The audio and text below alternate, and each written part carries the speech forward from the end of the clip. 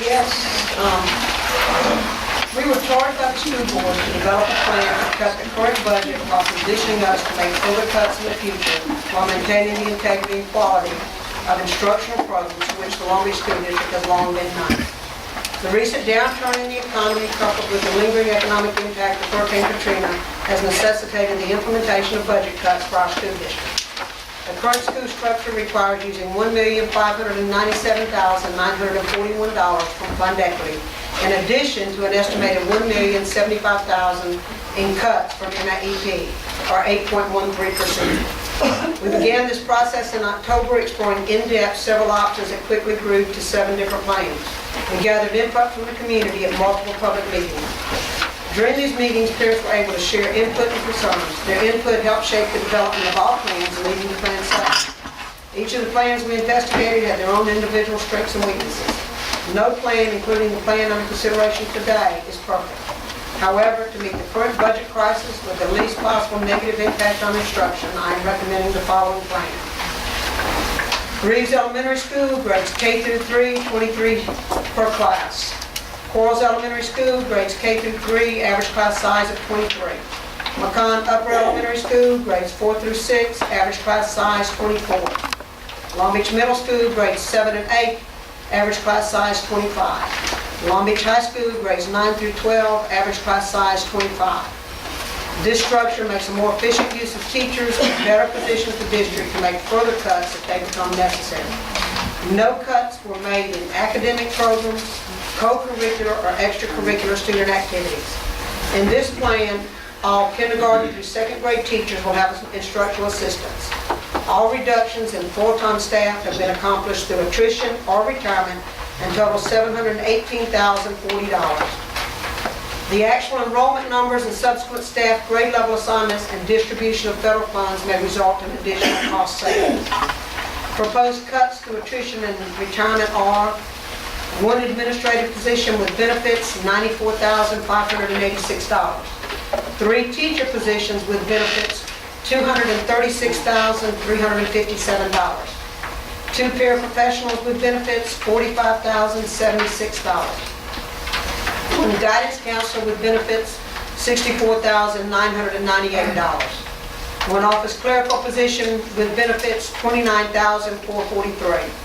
Replacement of 4 retiring teachers with teachers of lesser experience and the reduction of 1 high school teacher unit, $180,738. Reduce summer labor from 31 part-time positions to 17 part-time positions, $66,842. That gives a total savings of $718,040. The Governor's Office has warned us of possible deeper cuts in 2011 and 2012. Under any other circumstances, I would likely not be making this recommendation tonight. I, like most everyone else, would like to keep the current school structure in place. However, in light of diminishing revenues, I must make this recommendation to restructure the school district.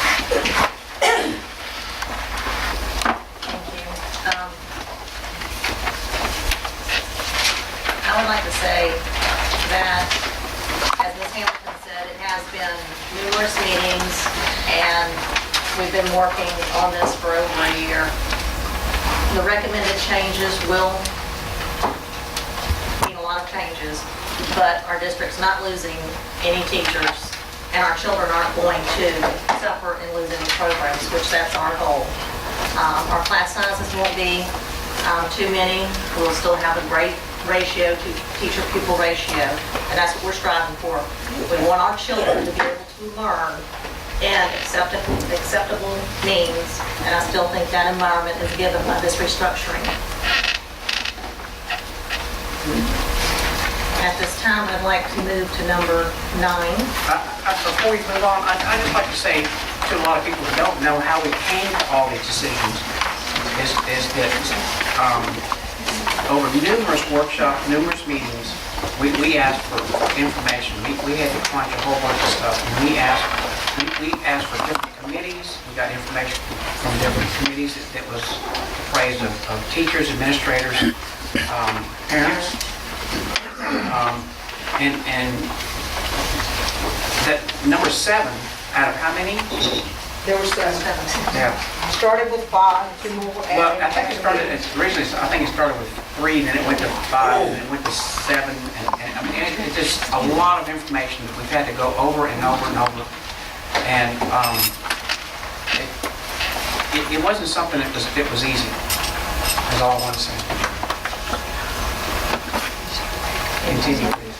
I think you said it all. I'm ready to move on to number 9. Okay. At this time, we would like to, I'll make the motion to accept the superintendent's recommendation. all in favor? Aye. We don't have a discussion? Yeah, go ahead. You want to discuss?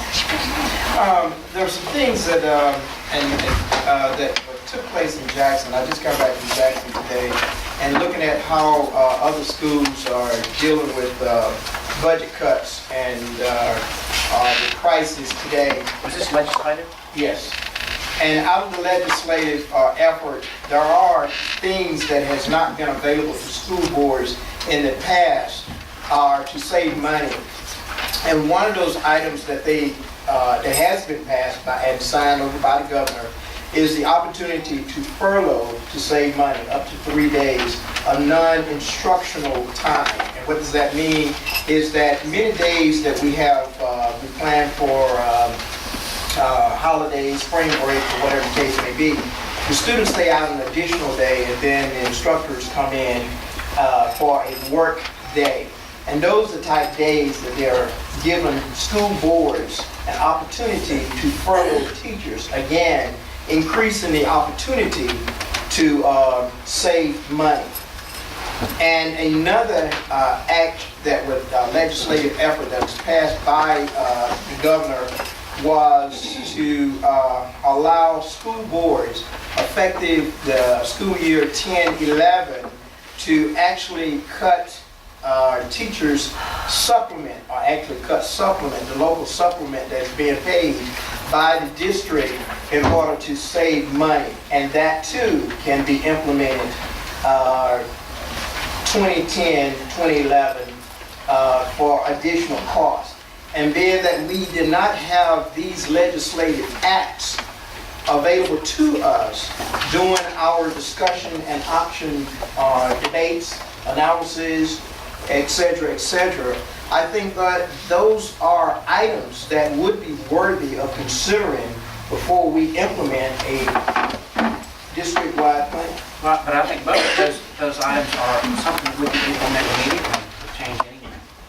You can always amend your plan, but I think it should, this has been given so much time and effort, and the parents, the number of parents that are here tonight, I don't think that we should drag this out any further, and we need to steer forward, and we can make any changes that may come about with what you're talking about, James, as we go along. But I think tonight we need to go ahead and implement what Ms. Hamilton and Ms. Johnson had put forward for us to vote on. Well, one of the things that happens, and I'll ask someone to stay on that, is that once you implement or approve the implementation of contracts, then those options are no longer available to you. Okay?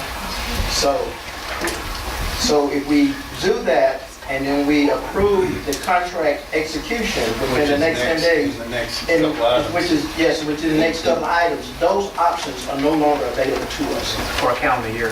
for this Now, calendar year. the one thing that I agree with And I you- think that's a loss of an opportunity. Yeah, I agree with what you said. I think we can separate those two items though, because even if we do go the furloughs or cut the supplements, we still need to implement the restructuring of the schools. So what I'd like to do, if it's okay with you, is let's get this one behind us, and before we certify teachers, we need to tie what you're talking about to the certification of the teachers. Is that okay? All right, so let's So I have a motion and a second to accept the presentation that was just given and as presented. All in favor? All opposed? Ayes have it.